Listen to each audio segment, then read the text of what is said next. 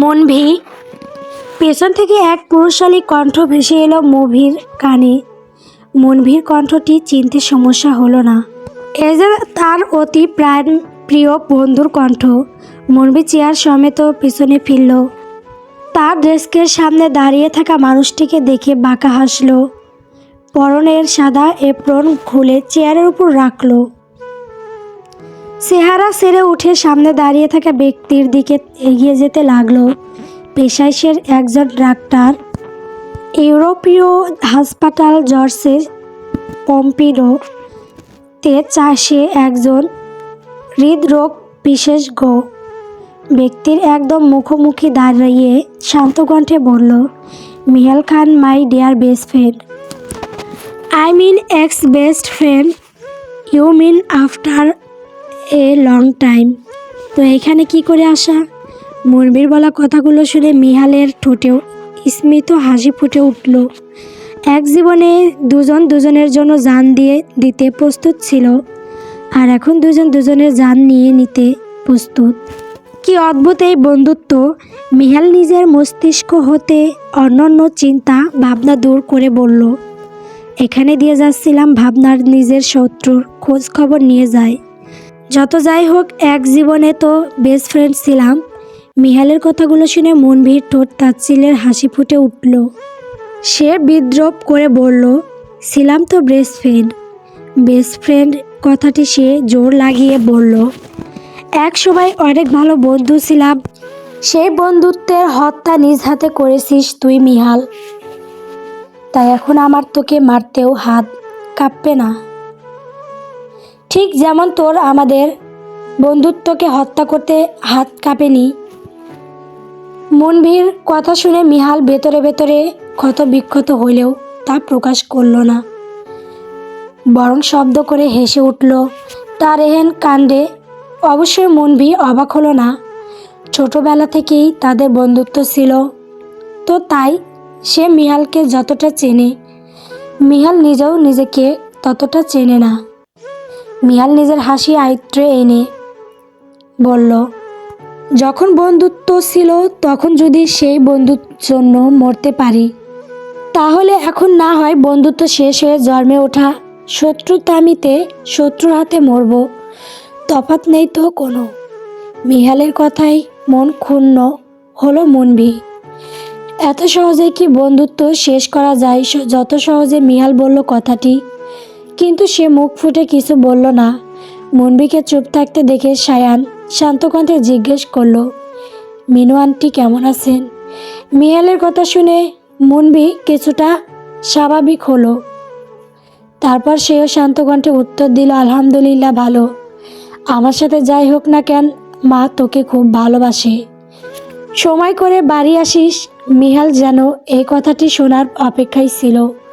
কেবল মাথা নাড়িয়ে মনভির কেবিনে থেকে বের হয়ে এলো। বের হয়ে বাইরে থেকে দরজা মিশিয়ে দিল এবং নিজে দরজার সাথে পিঠ ঠেকিয়ে দাঁড়িয়ে রইল। চোখ বন্ধ করে ঘন ঘন নিঃশ্বাস নিতে লাগলো এবং যথাসম্ভব নিজের আবেগকে নিজের আয়ত্তে আনার চেষ্টা চালালো। যখন বুঝতে পারলো সে স্বাভাবিক হয়ে গেছে, তখন স্বস্তির নিঃশ্বাস ছেড়ে বলতে লাগলো, মিহাল খান নিজের আয়ত্তে সব কিছু রাখতে পারে, এমনকি নিজের আবেগও। কিন্তু পরক্ষণেই আহত কণ্ঠে বলল, আমি না হয় সহ্য জানি না, আমি না হয় সব কিছু শেষ করেছি, কিন্তু চাইলেই তো একবার আমাকে জড়িয়ে ধরে বলতে পারতি, মিহাল আমি কিছুই করিনি, তুই যা জানিস সব মিথ্যে। Touch me Manvi. সকল প্রমাণকে প্রত্যাখ্যান করে কেবল তোর কথা বিশ্বাস করতাম, কিন্তু তুই কি করলি? আমাদের বন্ধুত্বের উপরে নিজের ইগোকে বেছে নিলি। এক্সপ্লেইন পর্যন্ত করলি না। কথাগুলো বলে মিহাল দীর্ঘ নিঃশ্বাস ছাড়ল। তারপর গলাটাই ঢিলা করতে করতে বলল, সত্য কখনো লুকানো যায় না। খুব শীঘ্রই আমি সত্য জেনে ছাড়ব, কিন্তু এইসবের মাঝে যে আমাদের বন্ধুত্ব নষ্ট হয়েছে তা কখনোই ঠিক হবে না। কথাগুলো বলেই মিহাল হসপিটাল থেকে হনহনিয়ে বের হয়ে গেল। অন্যদিকে কেবিনের ভেতর বসে থাকা মনভি আহত দৃষ্টিতে তাকিয়ে আছে দরজার দিকে।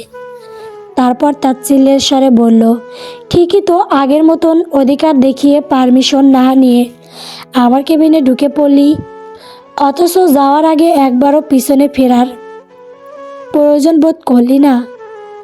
এই ছিল তোর বন্ধুত্ব। সত্য একদিন ঠিকই প্রকাশ পাবে, কিন্তু তখন অনেক দেরি হয়ে যাবে। মিহাল, নীলা, আবির এবং ইবাদ মিলে ইরফান আর আরশির বাসরঘর সাজাচ্ছে। বাড়ির সবাই অবাক না হয়ে পারছে না নীলাকে দেখে। নীলাই মির্জা দরজার ফাঁক দিয়ে দাঁড়িয়ে দাঁড়িয়ে মেয়েকে দেখছেন। চোখ ওঠার অশ্রু সিক্ত। হারিয়ে গেলেন পুরনো স্মৃতির মাঝে।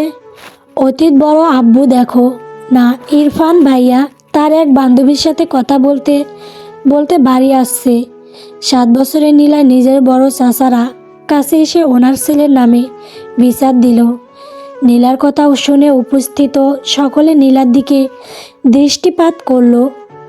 সেখানে নীলাই মির্জা, ইমরান মির্জা, আকাশ মির্জা সকলের উপস্থিত ছিলেন। ইমরান মির্জা নিজের ভাইজিকে কাছে টেনে নিজের পাশে বসিয়ে আদুরে স্বরে বললেন, কেন আমার নীলা, মার বুঝি কষ্ট হচ্ছে? নীলা মাথা নাড়িয়ে বলল, তুমিই তো বলেছিলে ইরফান ভাইয়ার সাথে আমার বিয়ে দিবে, তাই যাতে বড় হয়ে কখনো অন্য কোনো ছেলের সাথে কথা না বলি। তাহলে ইরফান ভাইয়া কেন অন্য মেয়ের সাথে কথা বলছে? কই, আমি তো কোনো ছেলের সাথে কথা বলি না। আমি আমার জিনিস অন্য কারোর সাথে ভাগ করতে পারবো না। আমার মানে সেটা সম্পূর্ণ আমার। নীলার আমার অধিকারী কথা শুনে সবাই অবাক হয়ে গিয়েছিল। পুরনো কথা মনে পড়তেই নিলয় মির্জার চোখ দিয়ে পানি গড়িয়ে পড়ল। 7 বছরের নীলা তার ইরফান ভাইয়ের সাথে অন্য কোনো মেয়েকে দেখতে পারতো না, অথচ আজ 21 বছরের নীলা। অনেকেই বছর নিয়ে কনফিউজ, কারণ আমি একবার চেঞ্জ করে 23 দিয়েছিলাম, কিন্তু 21ই ঠিক আছে। নিজের হাতে তার ইরফান ভাইয়ার বাসর ঘর সাজাতে ব্যস্ত। এই দৃশ্য নিলয় মির্জা আর বেশিক্ষণ দেখতে পারলেন না। তার মেয়ে যতই শক্ত দেখাক না কেন, নিজেকে কিন্তু ভেতর ভেতর যে শেষ হয়ে গেছে তা তিনি বাবা হয়ে বেশ ভালোভাবেই বুঝতে পারছেন। চোখের পানি মুছে নিজের ঘরের দিকে পা বাড়ালেন। বরণ হবার পর যে তিনি সেই নিজের রুমে ঢুকেছিলেন, এরপর মাত্র বের হলেন মেয়ের খোঁজে। এখন মেয়েকে শক্ত হয়ে থাকতে দেখে তিনি আরও বেশি ভেঙে পড়লেন। আর মেয়ের সামনে নিজের ভেঙে যাওয়ার রূপ প্রকাশ করতে চান না বলে আপনার নিজের রুমে চলে গেলেন। পুরো রুম জবা ফুল দিয়ে সাজালো নীলা। টুকটুকে লাল রঙের জবা ফুল নীলার খুব পছন্দ, কিন্তু ইরফান জবা ফুল পছন্দ করতো না বলে সে নিজের পছন্দকে বিসর্জন দিয়েছিল কোনো এক কালে। আর সে নিজের হাতেই ইরফানের বাসরঘর জবা ফুল দিয়ে সাজালো। সে নীল রঙের জালি কাপড়, যাতে ইরফানের মনে হয় এইটা তার বাসর ঘর না, বরং সাজা পাওয়ার ঘর। আবির আর ইবাদ নীলার সাথে দাঁড়িয়ে পুরো রুমে ভালো করে চোখ বুলায়। আবিরের বুক মোচড় দিয়ে উঠল। আজ এইখানে তার বোনের থাকার কথা ছিল, অথচ নিয়তির পরিহাসের ফলে তার বোন এই রুমে সাজালো। মুখ দিয়ে এক দীর্ঘ নিঃশ্বাস ছেড়ে তারপর নীলার উদ্দেশ্যে বলল, সাব্বাস নীলু, সাব্বাস। এই না হলে আমার বোন। ইবাদ বলে উঠল, আয়না ঘরের দিন শেষ, বাসর ঘরকে সাজাব ঘরে পরিণত করে হলো বাংলাদেশ। আবির শব্দ করে হেসে উঠল ইবাদের কথা শুনে। নীলা বাঁকা হাসলো, তারপর বলল, এখন সবাই যার যার রুমে গিয়ে তৈরি হয়ে আসো। বাসর ঘরে ঢুকতে দেওয়ার আগে বরের কাছ থেকে টাকা নিতে হবে তো। আবির আরেক দফা অবাক হলো নীলার কথা শুনে। আজ যেন অবাক দিবস। কিন্তু কিছু না বলে আবির আর ইবাদ নিজেদের ঘরে চলে গেল। নীলা একবার চোখ বুলিয়ে নিল ঘরটাতে। চোখের কোণে তার জল জমেছে খানিকটা। নীলা রুমে থাকা ফুলগুলোতে আলতো করে হাত বুলিয়ে আহত কণ্ঠে বলল, আমায় কেন ধোঁকা দিলে ইরফান ভাই? আমি কি দোষ করেছিলাম? আমার সত্যিকারের ভালোবাসা এত বড় পুরস্কার না দিলেও পারতে। কোনো কুনজর নেই তোমার নতুন সংসারের প্রতি, আর না আছে কোনো অভিশাপ। কিন্তু তোমরা আমাকে এমনভাবে ভেঙে দিয়েছো যে এখন আমি নতুন নীলা হয়ে জন্মেছি। কিন্তু আমার মনের ভালোবাসা, বিশ্বাস, অনুভূতি এগুলো আর কখনো কারোর জন্য জন্মাতে পারবে না। আমাকে এমনভাবে না ভাঙলেও পারতে। কথাগুলো বলতে বলতে নীলার চোখ দিয়ে অশ্রু গড়িয়ে পড়ার আগেই নীলার ওপরের দিকে তাকালো। চোখের পানি চোখে রয়ে গেল। তারপর নিজেকে স্বাভাবিক করে বলল, তোমরা যদি ভেবে থাকো আমি 5-10টা ন্যাকা মানুষের মতো বলবো, অথচ আজন লাশ তার খুনিকে ভালোবাসে, তাহলে তোমরা ভুল ভাবছো। খুনের বদলে খুন করব না, বরং তোমাদের করা খুনের প্রতিশোধ নেব। কথাটি বলেই বাঁকা হেসে রুম ত্যাগ করলো নীলা। পুরো মির্জা বাড়ি আজ থমথমে। ইরফান আর আরশি ইমরান মির্জার রুম দাঁড়িয়ে আছে। ইরফানের মা তো ছেলের দিকে তাকিয়েও দেখছে না। ইমরান খান নিজের ছেলের উদ্দেশ্যে আবার বলে উঠলেন, লজ্জা করলো না এমন নিচু কাজ করতে? বিয়েতে মত ছিল না, তাহলে কেন মেয়েটির মন নিয়ে খেললে? গায়ে হলুদের দিন কেন হাসতে হাসতে আনন্দ করলে? আর বিয়ের দিনই কেন এমন কাজ করলে? একটা মেয়ের জন্য তার বিয়ের দিন বিয়ে ভেঙে যাওয়া কতটা অপমানজনক তাকে তুমি জানো? অবশ্য তুমি কি করে জানবে? তোমার তো নিজেরই কোনো মান নেই। বাবা! ইরফান ডাকটি বলতেই ইমরান খান ছেলেকে চুপ করিয়ে দিয়ে বলল, আমাকে বারবার বাবা ডেকে মনে করিয়ে দিও না যে আমি তোমার মতো কুলাঙ্গারকে জন্ম দিয়েছি। যখন বেকার ছিলে তখন নীলা তোমার পাশে ছিল। আজ তুমি যতটুকু তার পিছনে কেবল রয়েছো নীলা আর তুমি। সেই নীলাকেও এখন প্রত্যাখ্যান করলে। নীলাকে প্রত্যাখ্যান করার যোগ্যতা কি আদৌ আছে তোমার মাঝে? ইরফান প্রতি উত্তরে বলার কিছু খুঁজে পেল না। ইমরান মির্জার এইবার নিজের পুত্রবধূর দিকে তাকিয়ে শান্ত কণ্ঠে বললেন, যেখানে নিজের ছেলে দোষী সেখানে তুমি পরের মেয়ে। তোমাকে আমি দোষারোপ করব না, কিন্তু একটা কথা মাথায় রাখবে, যেই জায়গায় নীলা আমার ছেলেকে সাফল্যতা পেতে সাহায্য করেছে, সেই জায়গা আমার ছেলে নীলাকে ছেড়ে দিয়েছে। তুমি তো তুচ্ছ নীলার সামনে।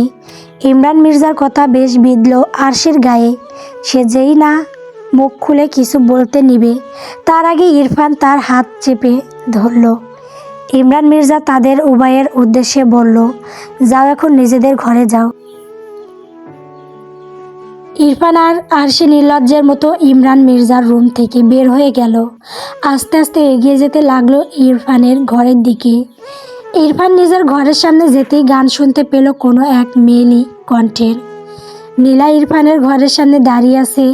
তার এক পাশে আবির এবং অন্য পাশে ইবাদ দাঁড়িয়ে আছে। নীলার পরনে তার নীল শাড়ি এবং সাথে ম্যাচিং করা চুড়ি এবং জুয়েলারি। নীলার হাতে রক্তজবা ফুল। সে রক্তজবা ফুলের হাত বুলাতে বুলাতে গান গাইল, হাতে চুড়ি সাম সাম বাজে বসে না মন কোনো কাজে, প্রেম আসে যায় মনে তোকে না পাওয়ার কারণে। গল্প নিভৃতে প্রেম আমার নীলাঞ্জনা। পরবর্তী পর্ব পাওয়ার জন্য অবশ্যই চ্যানেলটিকে সাবস্ক্রাইব করবেন। সাবস্ক্রাইব না করলে গল্প দেওয়া হবে না। ধন্যবাদ সকলকে।